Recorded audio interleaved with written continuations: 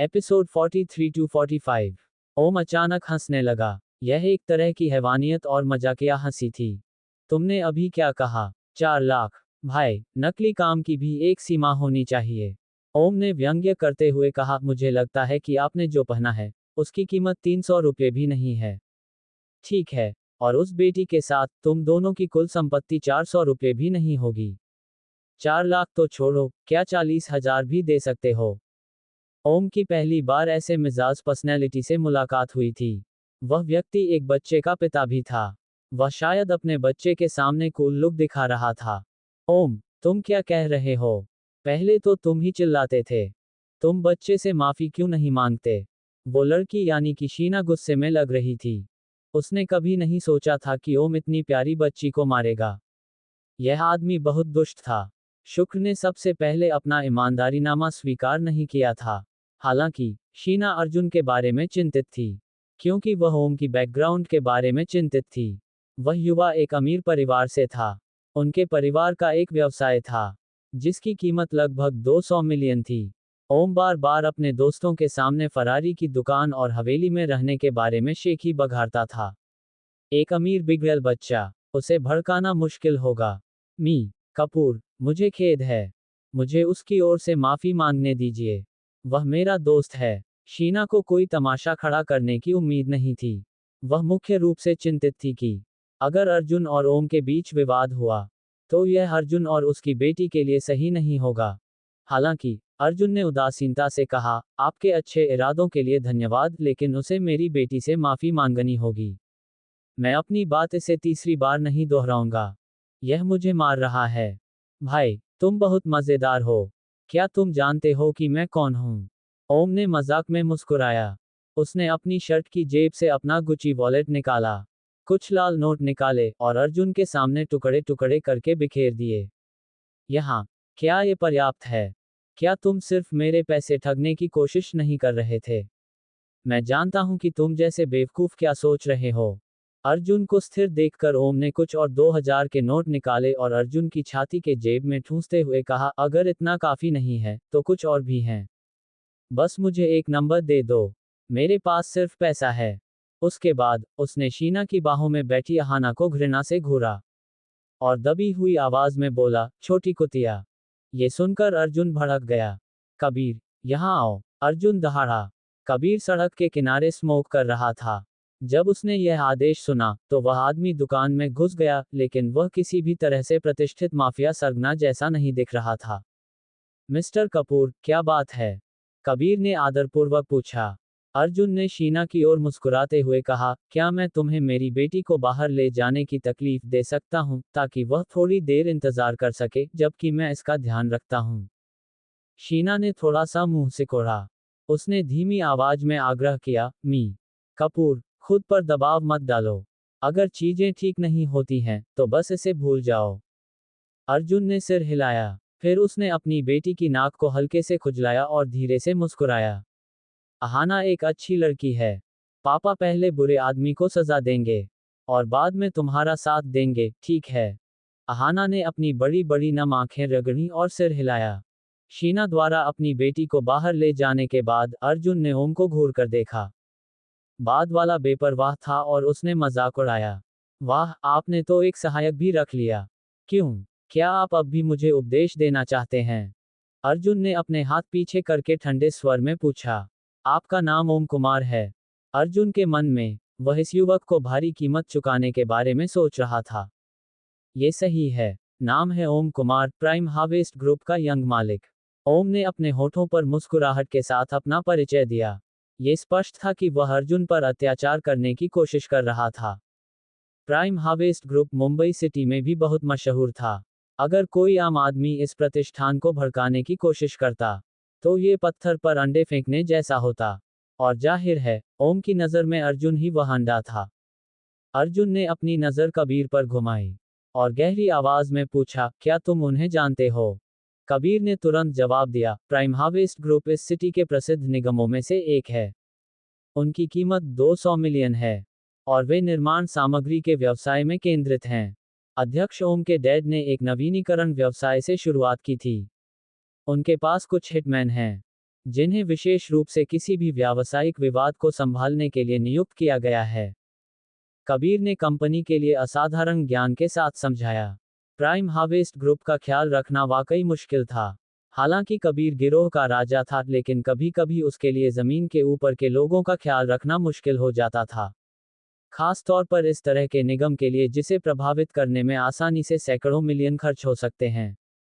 यहाँ तक कि उसे भी सावधानी से चलना पड़ता था। हालांकि हर कोई अभी भी उसका सम्मान करता था, अगर वे वास्तव में सिर टकराते हैं तो किसी भी पक्ष को कुछ भी लाभ नहीं होगा। इसलिए कबीर अर्जुन के कान में फुसफुसाने के लिए उसके करीब झुका। मिस्टर कपूर, ये प्राइम हार्वेस्ट ग्रुप बहुत मुश्किल होगा। बुरा आदमी ओम के डैड मिस्टर कुमार भी शक्तिशाली आदमी है। अर्जुन ने भौहें सिकोड़ी, कुछ नहीं कहा। ऐसा लग रहा था कि कबीर सिर्फ दिखावे में ही हावी था। अगर कबीर को पता चल जाता कि अर्जुन उसे इस नज़र से देखता है, तो शायद वह आदमी उसे कायर समझकर उससे नफरत करने लगता। ओम मुस्कुराए बिना नहीं रह सका। क्या तुम सोचते हो कि सिर्फ इसलिए कि तुम मेरे परिवार के कामों को याद कर सकते हो, मैं तुमसे डर जाऊंगा? थोड़ी सी खोजबीन से कोई भी इस बारे में जान सकता है। वे क्या करने की कोशिश कर रहे थे? उसे डराने की कोशिश कर रहे थे। ओम शायद बहुत हंसने से पागल हो जाए। क्या ये दोनों बेवकूफ थे? हालांकि अर्जुन ने शांति से कहा, कबीर, मैं तुम्हें इस बारे में परेशान नहीं करूंगा, इसलिए तुम्हें हस्तक्षेप करने की जरूरत नहीं है। मैं खुद ही इससे निपट लूंगा। कबीर ने राहत की सांस ली। ईमानदारी से कहूं तो प्राइम हार्वेस्ट ग्रुप के खिलाफ जाना ऐसा था जैसे उसे किसी बाघ से बातचीत करने के लिए कहना कि अगर वे उसकी जिंदा खाल उतार सकते हैं, इसका कोई सकारात्मक नतीजा नहीं होगा। फिर भी कबीर ने इसके लिए कहा, क्यों न मैं उनसे संपर्क करूं कि वह आकर आपसे माफी मांगे। उसे कम से कम इतना सम्मान तो दिखाना चाहिए। कोई जरूरत नहीं, उसे ओम कुमार को आज ही निपटा देना चाहिए। अगर उसका बुरा आदमी और ज्यादा परेशानी लेकर आता है तो उसे भी निपटा देना चाहिए। अर्जुन ने अपना सिर उठाया और नाक भान सिकुड़ी। मैं चाहता हूं कि प्राइम हार्वेस्ट ग्रुप इस सिटी से पूरी तरह से गायब हो जाए। पूरी तरह से गायब हो जाना। कबीर दंग रह गया। वह पूरी तरह से हैरान था। हालांकि वह जानता था कि मिस्टर कपूर की एक खास पहचान थी, लेकिन कुछ ही शब्दों में करोड़ों की कंपनी को पूरी तरह से गायब कर देना उसे मजाक जैसा लग रहा था। ओम के डैड शहर में एक प्रतिष्ठित व्यक्ति था। वह कुछ बहुत प्रभावशाली लोगों से भी परिचित था। कबीर रनावत जैसा शक्तिशाली व्यक्ति भी प्राइम हार्वेस्ट ग्रुप के मिस्टर कुमार से भिड़ने को तैयार नहीं था, क्योंकि यह इसके लायक नहीं था। इसका मतलब यह नहीं था कि कबीर सक्षम नहीं था, बस इतना था कि अगर वह पक्ष विपक्ष को तौलता तो वह निश्चित रूप से ज्यादा फायदेमंद रास्ता चुनता। और अधिक बकवास न करते हुए अर्जुन ने अपना फोन निकाला और एक नंबर पर कॉल किया। ये जॉर्ज थॉमस का नंबर था। लगभग तुरंत ही कॉल का उत्तर दिया गया और दूसरी ओर से जॉर्ज की आवाज आई, यंग मास्टर, आपके निर्देश क्या हैं? प्राइम हार्वेस्ट ग्रुप की जांच करो। मैं उन्हें 10 मिनट में दिवालिया बनाना चाहता हूं। अर्जुन ने धीमे स्वर में कहा। यह एक छोटी सी बात है, जॉर्ज ने सहजता से उत्तर दिया, लेकिन फिर उसने जल्दी से कहा, यंग मास्टर, ये प्राइम हार्वेस्ट ग्रुप अच्छा चल रहा है, इसलिए मेरा सुझाव है कि आप इसे खरीद लें। ये बहुत महंगा भी नहीं है। बाजार में अब उनकी कीमत 300 मिलियन होगी। आपको उन्हें खरीदने के लिए बस 300 मिलियन खर्च करने होंगे। जॉर्ज का सुझाव वाकई अच्छा लगा। अगर उन्हें किसी कंपनी को नष्ट करना ही था, तो क्यों न उसे खरीदकर उसका मालिक बन लिया जाए। इस तरह किसी की नौकरी नहीं जाएगी और बाजार को स्थिर रखना भी अच्छा रहेगा। ठीक है, इसे खरीद लो। मिस्टर कुमार को अभी मिलेनियम एम्यूजमेंट पार्क के सामने वाली मिठाई की दुकान पर बुलाओ, अर्जुन ने शांति से कहा। एक और बात, मैं चाहता हूं कि तुम 300 मिलियन नकद कार से मिठाई की दुकान पर भेज दो। जब उसने ये कहा, तो अर्जुन ने ओम की ओर ठंडी नजर से इसे 1 मिनट में 2 भेज दिया। अगर आप ऐसा नहीं कर सकते तो मैं पारिवारिक व्यवसाय नहीं संभाल पाऊंगा, अर्जुन ने कहा और उसके तुरंत बाद उसने फोन काट दिया। अब शांत उस दुकान में अचानक पागलों की तरह ग्लासगो का उदय हुआ। ओम बहुत हंसने से कांप रहा था और वह अर्जुन को हंसिया में डूबा हुआ था। तुम सच में नामर्द हो। क्या तुम अभिनेता बनने की कोशिश कर रहे हो? क्या तुम 300 मिलियन रुपए की नकद राशि मेरी कंपनी में जा रहे हो? क्या तुम इससे ज्यादा मजाकिया हो सकते हो? ओम ने हार मान ली। इस आदमी की बात समझ में नहीं आई। उसे क्या पता था कि 300 मिलियन रुपए की नकदी क्या होती है?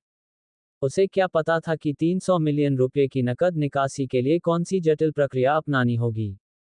और उसे यह 5 मिनट में चाहिए था। बकचोदी। प्रदर्शन समय उससे बेहतर प्रदर्शन भी नहीं करता।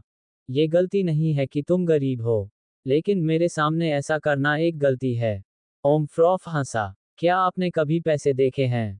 क्या पासपोर्ट का पता है कि सबसे पहले से अज्ञात द्वीप है?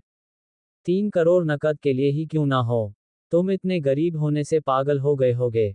हालांकि अर्जुन ने आरोप लगाया। ओम को देखा, एक शब्द भी नहीं बोला। ये बदमाश घमंडी था। अर्जुन सोच रहा था कि जब वह बाद में देखेगा तो उसकी क्या प्रतिक्रिया होगी। ओम चाहता था, आज उनके लक्ष्य शीना से अपनी स्वीकार्यता स्वीकार करना था। इसलिए उनके पास एक नामांकन के साथ शूटर करने का समय नहीं था। हालांकि कबीर का मजबूत शरीर दरवाजा खड़ा था और उसके बाहरी दरवाजे का रास्ता रोका जा रहा था। ठीक है, मैं देख रहा हूं कि आप कितना 300 मिलियन नकद प्राप्त कर सकते हैं। ओम विद्रोह हो गया। वह सोफे पर बैठी, अपने टैगे क्रॉस करके बैठी और अपने फोन पर स्ट्रीमिंग एप्लीकेशन के लिए लाइव स्ट्रीमिंग की। भाइयों, मैं अब एक क्रेजी मीटिंग के बारे में लाइव प्रसारण कर रहा हूं, जो कहता है कि वह मेरी कंपनी खरीदना चाहता है। फिर उसकी स्क्रीन पॉपअप की रूपरेखा तैयार की गई जिसमें लिखा था, बहुत बढ़िया। देखा, यंग मास्टर, इतने कम समय में 300 मिलियन नकद प्राप्त करना कठिन होगा, जॉर्ज ने कहा। आपको कितना समय लगेगा? आधा घंटा। इसे 1 मिनट में 2 भेज दिया। अगर आप ऐसा नहीं कर सकते तो मैं पारिवारिक व्यवसाय नहीं संभाल पाऊंगा, अर्जुन ने कहा और उसके तुरंत बाद उसने फोन काट दिया। अब शांत उस दुकान में अचानक पागलों की तरह ग्लासगो का उदय हुआ। ओम बहुत हंसने से कांप रहा था, और वह अर्जुन को हंसिया में डूबा हुआ था। तुम सच में नामजद हो। क्या तुम अभिनेता बनने की कोशिश कर रहे हो? क्या तुम 300 मिलियन रुपया की नकद राशि मेरी कंपनी में जा रहे हो? क्या तुम इससे ज्यादा मजाकिया हो सकते हो? ओम ने हार मान ली। इस आदमी की बात समझ में नहीं आई। उसे क्या पता था कि 300 मिलियन रुपया की नकदी क्या होती है? उसे क्या पता था कि 300 मिलियन रुपया की नकद निकासी के लिए कौन सी जटिल प्रक्रिया अपनानी होगी? और उसे यह 5 मिनट में चाहिए था। बकचोदी। प्रदर्शन समय उससे बेहतर प्रदर्शन भी नहीं करता। ये गलती नहीं है कि तुम गरीब हो, लेकिन मेरे सामने ऐसा करना एक गलती है।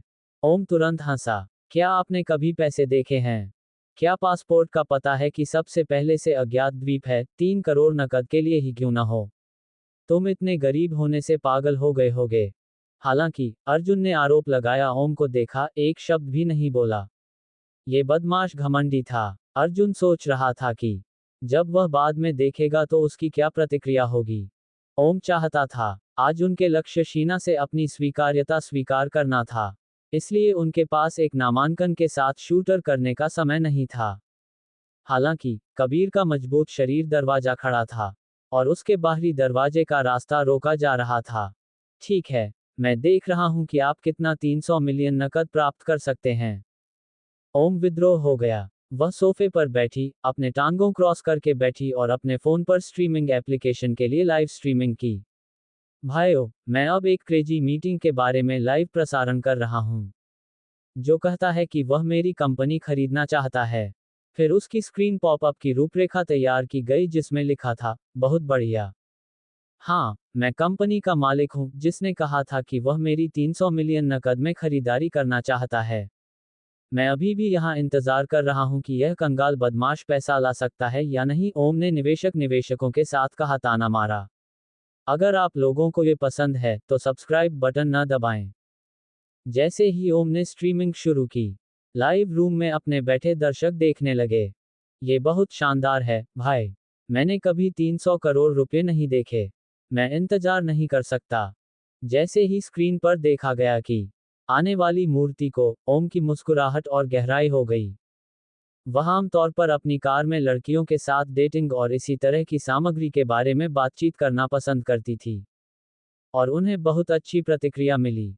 आज, ये पहली बार था जब वह किसी ऐसे व्यक्ति के बारे में स्ट्रीमिंग में सामने आया था, और ओम बहुत खुश था।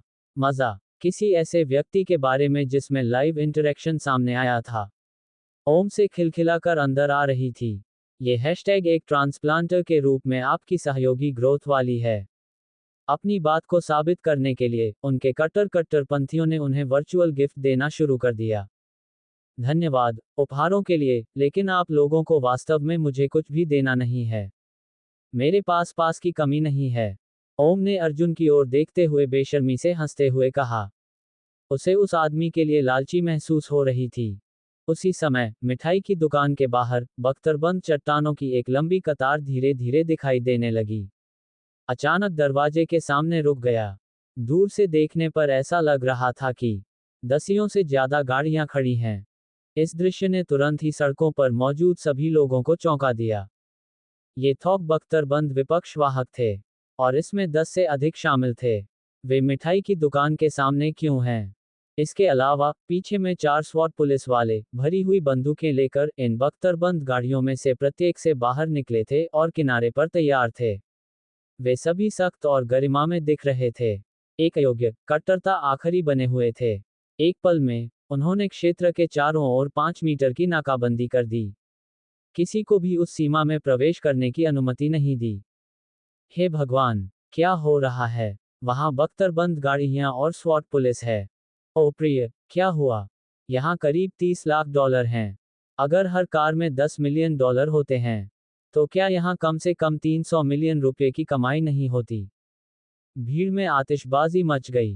कई लोग तस्वीरें ले रहे थे और उन्हें सोशल मीडिया पर शेयर कर रहे थे। विवरण वाला, इस देश में था एक अनोखा नजारा, और ये दृश्य ओम ने भी देखा, जो मिठाई की दुकान के अंदर था। उनका फोन पूरे समय इस्तेमाल किया जा रहा था। एक पल में उनका लाइव रूम वायरल हो गया। उनकी प्राचीन फिल्म में लाखों की तलाश की गई थी। आखिर क्या हो रहा है? ओम अवाक रह गया। उनका पूरा शरीर कांप रहा था, लेकिन उनकी आखिरी इच्छाशक्ति ने उन्हें सहारा दिया, और वह चौंककर अर्जुन को देखने के लिए खड़े हो गए, और उन्होंने अविश्वास में पूछा, क्या तुम ही हो जिसने बख्तरबंद बैंड को बुलाया था? ओम का दिमाग अब रोलर कोस्टर की तरह पूरी तरह अस्त व्यस्त था।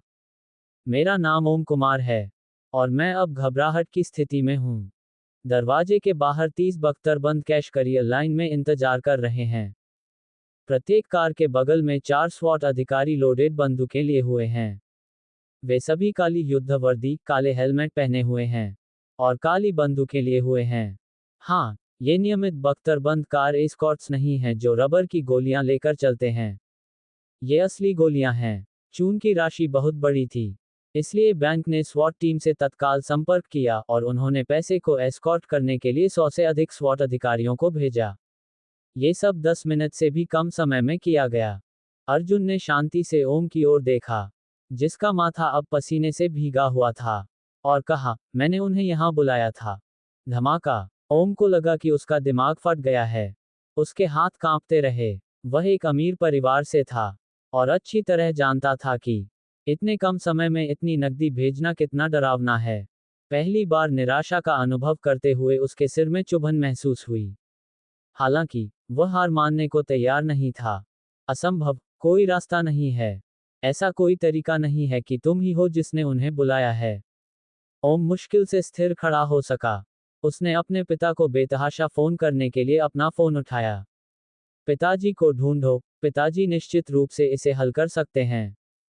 हालांकि इससे पहले कि वह कुछ बोलता, कॉल के दूसरे छोर से गुस्से से चिल्लाने की आवाज आई। बेवकूफ, क्या तुम पागल हो गए हो? तुमने किसे उकसाया? लुइस इस समय अपनी ही कंपनी के अध्यक्ष के कार्यालय में गुस्से से पागल हो रहा था। उससे कुछ ही दूरी पर एक बूढ़ा आदमी खड़ा था, जो एक स्वेलो टेल कोट पहने हुए था, एक सुनहरी और काली छड़ी पकड़े हुए। शांत भाव से। जॉर्ज थॉमस व्यक्तिगत रूप से प्राइम हार्वेस्ट ग्रुप में आए थे। लुइस ने फोन पर कुछ और बार चिल्लाने के बाद कॉल समाप्त की और जॉर्ज की ओर मुस्कुराते हुए कहा, प्रेसिडेंट थॉमस, मुझे बहुत खेद है। मेरे बेटे ने परेशानी खड़ी कर दी है। मैं अब व्यक्तिगत रूप से जाकर मास्टर कपूर से माफी मांगूंगा। जॉर्ज ने अपना सिर हिलाया। उसके बगल में बैठी लंबी महिला सचिव ने तुरंत मिस्टर कुमार को कॉर्पोरेट अधिग्रहण अनुबंध सौंप दिया। कुमार, हमारे युवा मालिक आपके व्यवसाय को अधिग्रहित करने की योजना बना रहे हैं। ये 300 मिलियन की खरीद मूल्य वाला समझौता है। कृपया इस पर हस्ताक्षर करें, जॉर्ज ने उदासीनता से कहा। उसके लहजे से ऐसा लग रहा था कि यह कोई बातचीत नहीं बल्कि एक आदेश था। मिस्टर कुमार का दिल कांप उठा। अपनी मुट्ठियां कसते हुए उसने एक मुस्कान निकाली और पूछा, प्रेसिडेंट थॉमस, क्या मुझे इसकी जरूरत है? मैं यंग मास्टर कपूर से व्यक्तिगत रूप से माफी क्यों नहीं मांगता? ये कंपनी लुईस की जिंदगी थी। हालांकि यह सच था कि उसकी कंपनी की कीमत 300 मिलियन थी, लेकिन अगर उसने इसे अचानक सौंप दिया तो मिस्टर कुमार मुंबई सिटी में अपनी स्थिति कैसे बनाए रख पाएगा? उसका एक बहुत ही महत्वाकांक्षी लक्ष्य था, जो राष्ट्रीय बाजार में प्रवेश करना था। मिस्टर कुमार, यह कोई बातचीत नहीं है। यह मेरे युवा स्वामी का इरादा है। कृपया इस पर हस्ताक्षर करें। जॉर्ज ने उदासीन रवैया बनाए रखा। उसकी आंखें सिकुड़ी हुई थीं और बमुश्किल दिखाई देने वाली चमक थी। मिस्टर कुमार की पीठ पसीने से भीगी हुई थी। दांत पीसते हुए उसने बड़ी मुश्किल से कलम को ऊपर उठाया और समझौते पर अपना नाम लिखा। क्या वह इस पर हस्ताक्षर करने से इनकार कर सकता था? उससे पहले यह व्यक्ति जॉर्ज थॉमस था, जो मुंबई का सबसे धनी व्यक्ति था, जिसकी संपत्ति दसियों अरबों से भी ज्यादा थी। अगर उसका यंग मालिक उसकी कंपनी का अधिग्रहण करना चाहता, तो वह मना करने की हिम्मत कैसे कर सकता था? अगर उसने कभी हिम्मत की, तो उसे निश्चित रूप से बहुत बड़ा झटका लगेगा। इसके अलावा, उसकी कंपनी की वृद्धि उसके शुरुआती दिनों में राष्ट्रपति थॉमस के निवेश और समर्थन की बदौलत हुई थी। अपना नाम हस्ताक्षर करने के बाद, मिस्टर कुमार ने महसूस किया कि उसकी सारी ऊर्जा एक साथ उसके शरीर से निकल गई और वह शक्तिहीन होकर सोफे पर बैठ गया। जॉर्ज मुस्कुराया और बोला, मिस्टर कुमार, तुम वाकई हर चीज को साफ साफ समझते हो। अब, कृपया मेरे साथ आओ। मिस्टर कुमार ने सिर हिलाया। जिस क्षण वह खड़ा हुआ, ऐसा लगा जैसे वह 10 साल बड़ा हो गया हो। उसकी उलझी हुई आंखों से वह चतुर चमक गायब हो गई थी। अब उसे अपने उस निकम्मे बेटे से चिढ़ होने लगी थी। अर्जुन और ओम की बात करें, तो ओम के पिता ने उसे डांटा था, लेकिन वह अवाक रह गया था। उसे समझ में नहीं आ रहा था कि उसे आगे क्या करना चाहिए। बाहर दर्शकों की भीड़ बढ़ती जा रही थी और वे आपस में बातें कर रहे थे। उसके फोन पर लाइव रूम हिट हो गया था। इसकी लोकप्रियता अब लाखों से ज्यादा हो गई थी। स्क्रीन पर पॉपअप कमेंट्स भरे पड़े थे, जैसे, टाइकून, बहुत बढ़िया, भाग्य के देवता, कृपया मुझे आपसे प्रार्थना करने दें, वगैरह। 30 बख्तरबंद कैश करियर इतने शानदार थे कि उनमें से किसी ने भी अपने जीवन में पहले कभी नहीं देखा था। ओम, मैंने तुमसे पहले ही कहा था कि तुम्हें आज मेरी बेटी से माफी मांगनी होगी, अर्जुन ने ठंडे स्वर में कहा। अब, मैं तुम्हें एक विकल्प देता हूं। या तो तुम अभी बाहर जाओ और सबके सामने मेरी बेटी से माफी मांगो, या फिर खुद को 10 बार थप्पड़ मारो। हे। ओम हंसा। यह एक उन्मादपूर्ण हंसी थी। वह एक अमीर परिवार से था। वह प्राइम हार्वेस्ट ग्रुप का युवा मालिक था। बेशक, उसे अपना अभिमान था। तुम चाहते हो कि मैं उस कुतिया से माफी मांगूं? सपने देखो। तो क्या हुआ अगर तुम्हारे पास पैसा है? ऐसा नहीं है कि तुम मुझे कंपनी बेचने के लिए मजबूर कर सकते हो। ओम ने एक भयावह मुस्कुराहट दी। उसने फोन उठाया। कैमरा अर्जुन की ओर इशारा करते हुए कहा, सब लोग, अच्छी तरह से देखो, ये वही है। अगर मुझे कुछ हुआ, तो मेरी ओर से पुलिस रिपोर्ट दर्ज कराओ। Police report. धमाका। अर्जुन ने ओम के पेट पर जोरदार लात मारी, जिससे लड़का मुंह के बल गिर पड़ा। फिर उसने ओम के हाथ से फोन छीन लिया, सीधे कैमरे की तरफ देखा और अपने होठों को थोड़ा मोड़ते हुए स्पष्टता को समायोजित किया। अर्जुन ने विनम्रता से कहा, इस लाइव स्ट्रीम रूम में सभी को नमस्कार। मेरा नाम अर्जुन कपूर है, मैं अहाना कपूर का पिता हूं। मेरी 3 साल की बेटी ने गलती से प्राइम हार्वेस्ट ग्रुप के इस यंग मास्टर पर केक गिरा दिया था और उसने उसे थप्पड़ मार दिया। एक पिता के रूप में, मैं अपनी बेटी को तंग किए जाने को बर्दाश्त नहीं कर सकता। इसलिए, मैंने प्राइम को खरीदने के लिए 300 मिलियन रुपए खर्च करने का फैसला किया है। हार्वेस्ट ग्रुप से निवेदन है कि इस यंग मास्टर से, जो मेरी बेटी और मुझे देख रहा था, मेरी बेटी से माफी मांगें। ये केवल एक साधारण बयान था, लेकिन लाइव रूम में तुरंत ही भारी हंगामा मच गया। उस आदमी ने वास्तव में एक कंपनी खरीदने के लिए 300 मिलियन खर्च किए थे। पिताजी, क्या आप एक और बच्चा चाहते हैं? पिताजी, मैं आपका बेटा बन सकता हूं। अरे मेरे ऊपर टिप्पणी करने वाले, तुम मेरे छोटे भाई हो, मुझे बड़े भाई कहो। एक पल में लाइव चैट रूम का माहौल बदल गया और सभी ने ओम पर हमला करना शुरू कर दिया, जबकि कई लोग अर्जुन के लिए जयकार कर रहे थे।